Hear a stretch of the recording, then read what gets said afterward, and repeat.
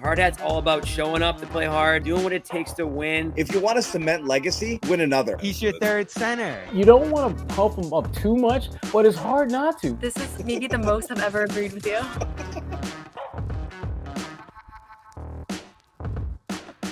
What's up, everyone? Welcome to another version of the Garden Report offseason edition. We have a very special guest today, NBA veteran Torrey Craig, most recently played for the Boston Celtics. Torrey, how's it going today? It's going well. It's going well. And you've been in Boston the last couple of days. What's it been like to be here in the offseason, and how you've been enjoying the city? I know your son's been with you as well. Looks like you guys have been doing some sightseeing, and I saw that he was practicing answering some questions at the Auerbach Center as well. I love that video, Torrey. That was fun. Yeah, I mean, we've been around. He just enjoys being around the NBA facilities. I think a small part of him believes that he's in the NBA, so he enjoys the time we spend at the facility and around in Boston. So I've been taking him to parks. I think we're going to the beach this weekend, and yeah, we're just hanging out, having fun. What inspired you to get back in the facility area? We talked to Drew yesterday. I know he's there, and or Drew Peterson, and I know Peyton's back, and a couple of the other guys getting ready for the summer league and all that. What inspired you to get back into Boston and get in the gym this early? Well, I don't like to take too many days off. I feel like I always have to be doing something. I'm a pretty active guy, so even if I'm not in the gym, I like to be outside. Like I said, me and my son, we go to parks, we play football, hikes, adventures, all type of things. I just need to be active. So while I'm here, I might as well experience some of those things. And the gym is one of those things where I go in, get on the treadmill, play basketball with my son, play one-on-one with him, put him through workouts, do workouts on my own. And like I said, just being active. Yeah, and I know you posted the video. You got to check in with Jayson, see how he's doing. How is he? Yeah, and what was it like to just be able to check in with him? 4 weeks into the rehab now. It's just to see him good, in good spirits, see him smiling and laughing and joking around, and just just have a normal conversation. Talk about off season and what I'm up to, and yeah, I just look forward to his recovery, the progress he's making, and it's always just good seeing him in good spirits. What is Jayson like as a teammate? I know, you've been in the league a long time. You've gone up against them many times, and you signed with Boston midseason, and I'm sure perceptions of certain guys change a little bit. Is he kind of what you expected? Is there things about him that you learned that were a little bit different than maybe what you anticipated? No, I mean, he's obviously a great teammate, and I think that starts with him just being a great person, a great human overall, and he's probably the most out of all the teammates I had, he's probably the most humble of them all. Sometimes I think he's too humble, actually, and to be as great as he is, and to be as humble as he is, and just a kind person, I think people kind of take that for granted sometimes. But yeah, he's a great teammate, great person, great overall individual. That's interesting. What do you mean by most humble? Like, not cocky, or just like kind of seems like a normal person, and just the way that he functions day to day? I mean, to be as great as he is, like, some people feel himself a little bit, but I think JT is different. He really never shows when he's always the same. Even when it's highs, even when it's lows, he can have a 50-point game or he can have a 12-point game. He's kind of the same individual no matter what. And after all the accolades and all the things he's accomplished, you will really never know it by his demeanor, So he's just as solid as they come. And I think because of that, he gets affected in the media by that more than he should. So yeah, that's what I mean by humble. Yeah, and But in the media, like, just like the media takes it for granted a little bit, what he does. For sure. Yeah, and when I think he's gonna miss a while here, unfortunately, it looks like, with the injury, and I almost think like him not being there for the time he's gonna be here now is almost gonna make people appreciate him a little bit more. I feel like they're going to miss seeing him. They're going to miss having him be out there. And then, when he eventually comes back, I think there's going to be a lot of anticipation for that. But obviously you guys are around him right now and trying to support him through this process, I'm sure. How tough is it to see him having to go through this? And how do you as a teammate try to support him through this recovery process? I'm sure you've seen a lot of teammates go through injuries over the years, but this is a pretty big one. Yeah, I mean, it's tough, especially somebody his caliber, when they go down like that, because you just know he loves the game so much, and basketball means so much to him, and he put so much hard work into it, and dedication and sacrifice and all of the above.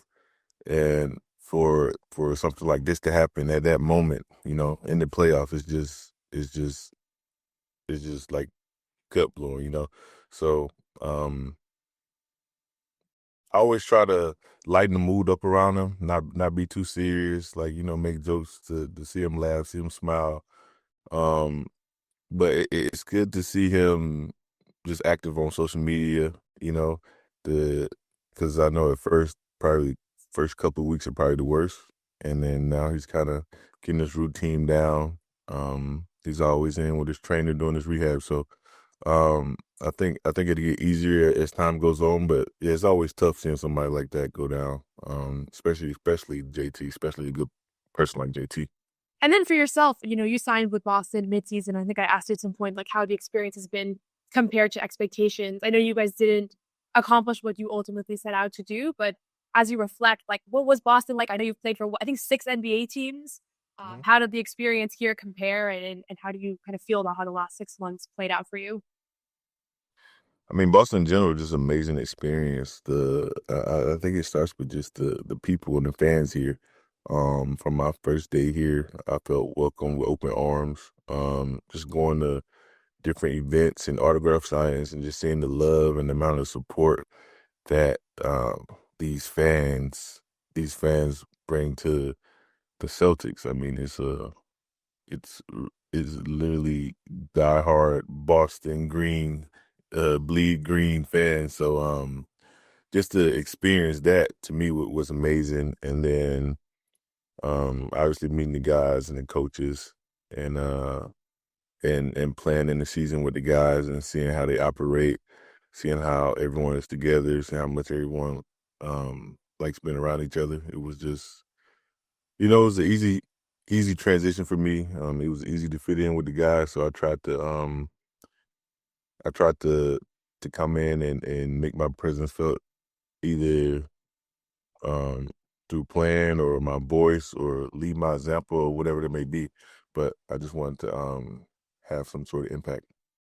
And you're the only player I've ever seen get asked for autographs during warm-ups. That first game you were playing, when it wasn't certain if you were going to play or not, and you were warming up, and everyone was trying to see, all the fans were trying to see that night. What was the experience like? What were you expecting the experience to be like in this season and everything you guys went through?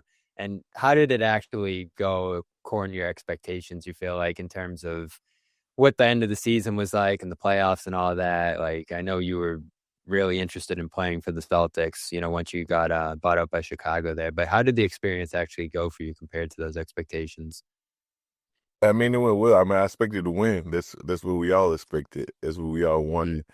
And obviously we fell short. But I wish that I could have made my presence felt a little bit more. I know coming in from Chicago, I was dealing with a nerve injury in my leg and foot, so I was recovering from that, from being out for 2.5, almost 3 months. So and then coming here, I still don't feel like I really got that chance to make my presence felt the way I wanted it to. But as a player, you always wish you could do more and done more, especially looking back.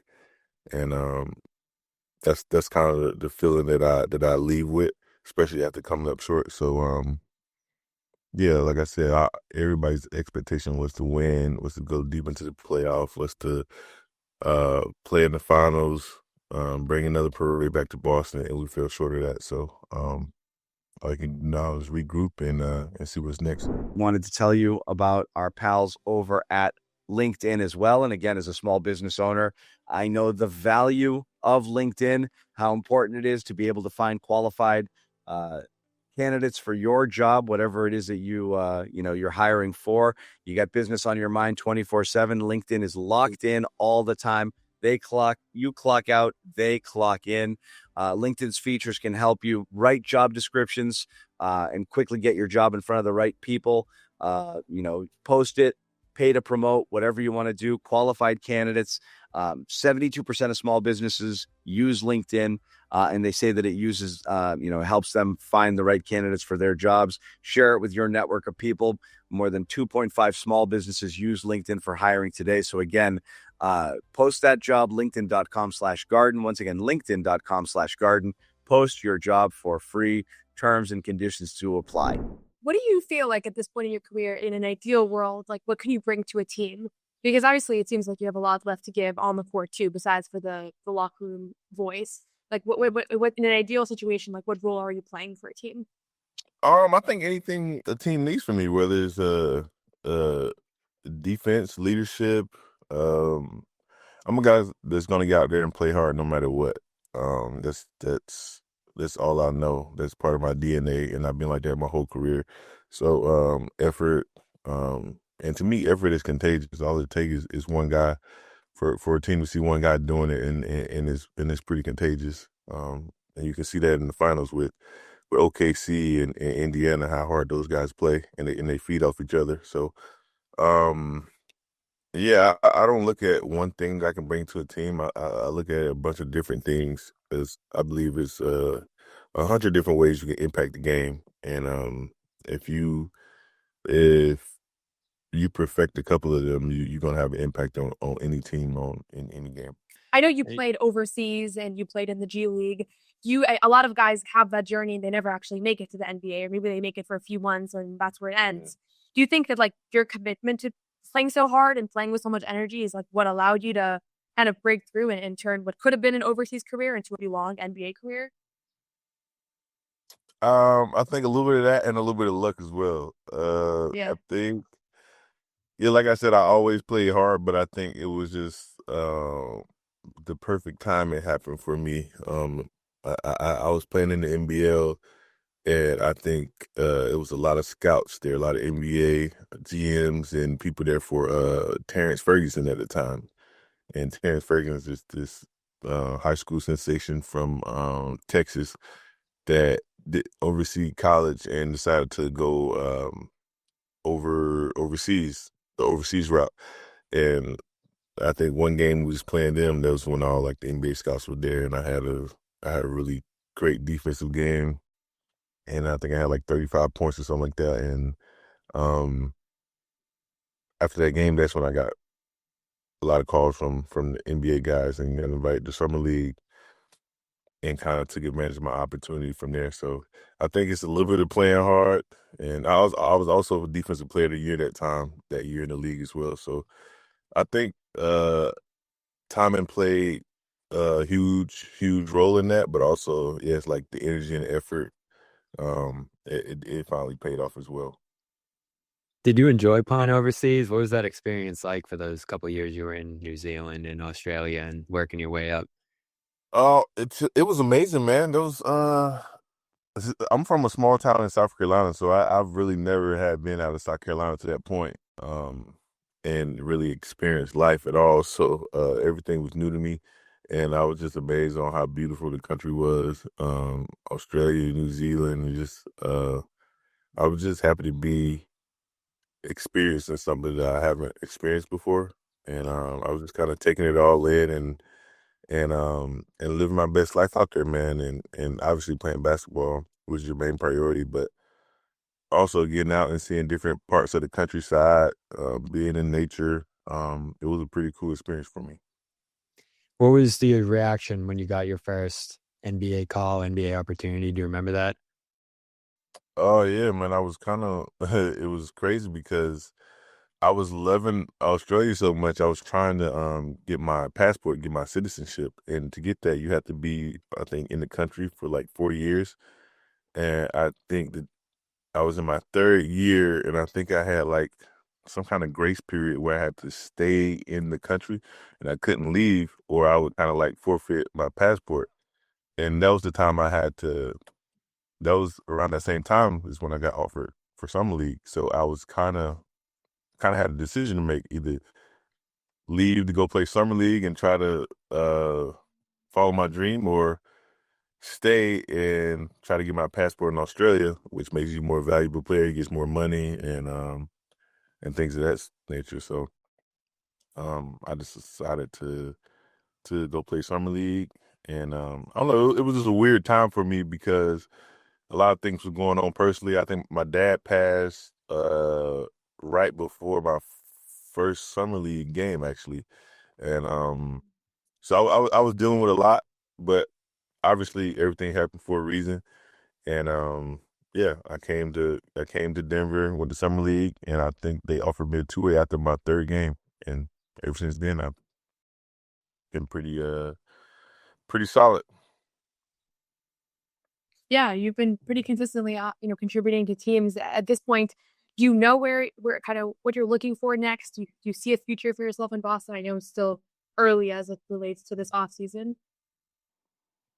I mean, I mean, it's hard to say you wouldn't stay in Boston with the city and the fans and the team and just the history of everything that comes with Boston. I think anyone would love to be here in Boston with the coaches and the players, things of that sort. So yeah, of course, but uh, it's also a business, and you also have to make the right decision that makes the best sense for yourself as well. So that's when um after when free agency hits, I'll talk to my representatives, my agents, and then we'll sit down and go through some things and see which team makes the best sense for me.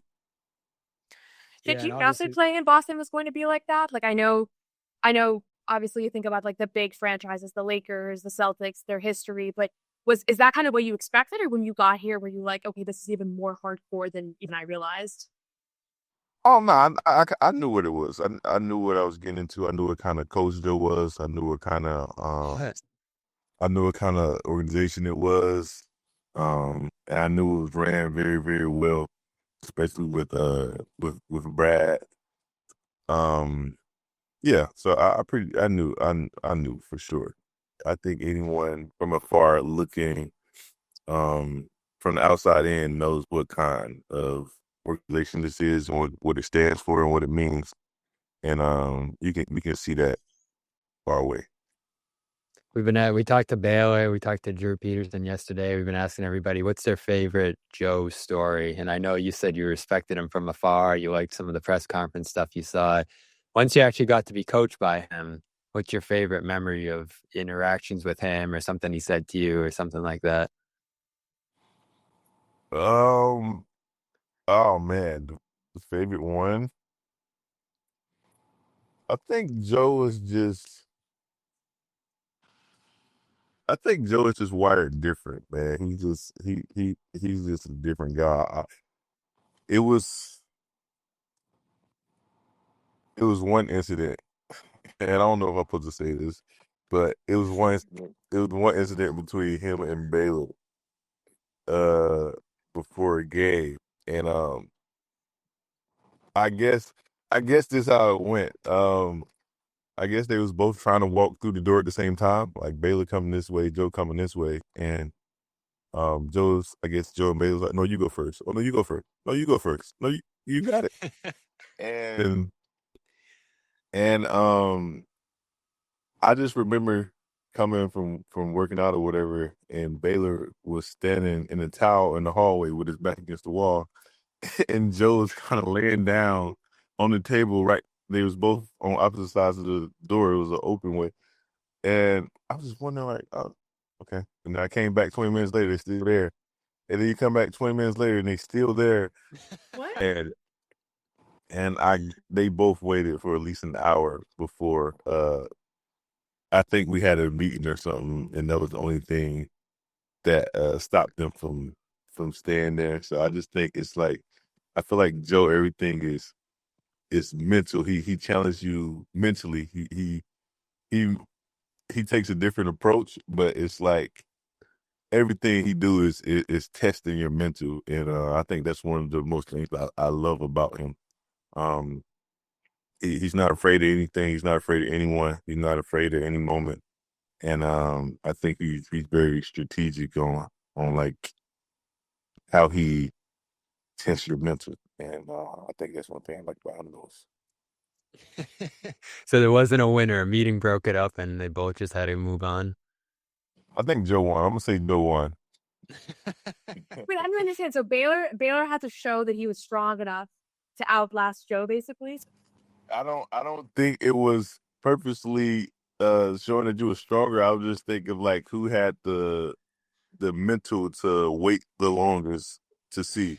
I think with Joe everything is like he's a natural competitor. He played in college. He he does all this fighting and training. He also tried to get me to come to a session with him and his trainer, but I quickly denied that. But yeah, I think everything is mental for Joe, and You didn't want to go to jujitsu? no, no, not at all. Joe is he's a great guy. He's a great father, great family man. Like how he was with my son, just letting him talk in the locker room before the game and kind of try to get the guys going a little bit.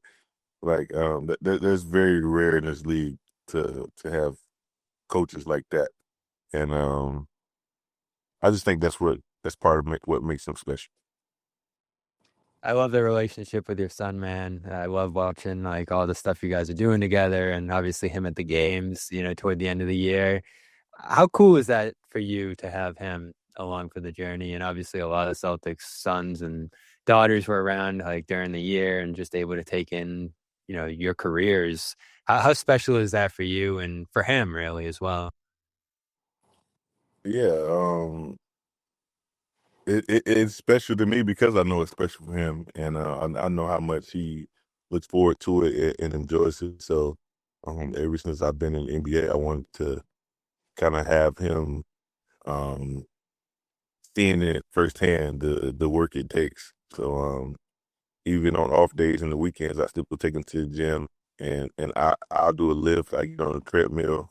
Um, we'll run in the gym just to try to show him that it's also the work behind the scenes you have to do to make it to the NBA and to be successful in the NBA night.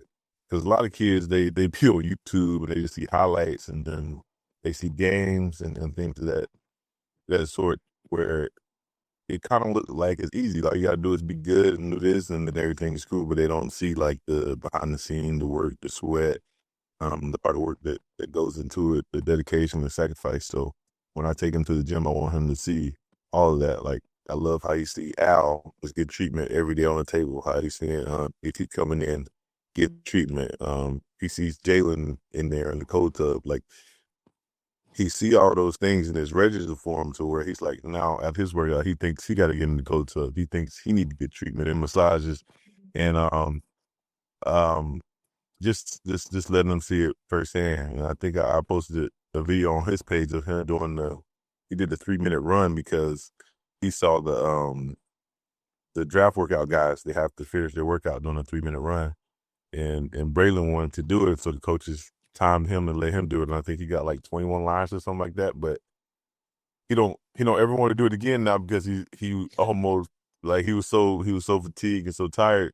So he sees it and he feels it, so he get a better appreciation of what goes into being a professional basketball player. Does he play right now? Is he on a team somewhere? Yeah, he plays rec. He's going to middle school now. He's just going to the 6th grade, so I don't think he can play until he's in the 7th grade for middle school, but he plays recreational basketball. So I want to circle back something you said earlier, wishing you made more of an imprint in the last year there. Did you feel like that was physical, like, coming off the injury and trying to recover from that and that being a challenge? Or do you feel like you wish you were able to get more minutes, late in the season? Like, what's your perspective on that, looking back on it, and how healthy are you feeling right now coming off the season? No, health was never an issue for me. It was. I wish I would have been more.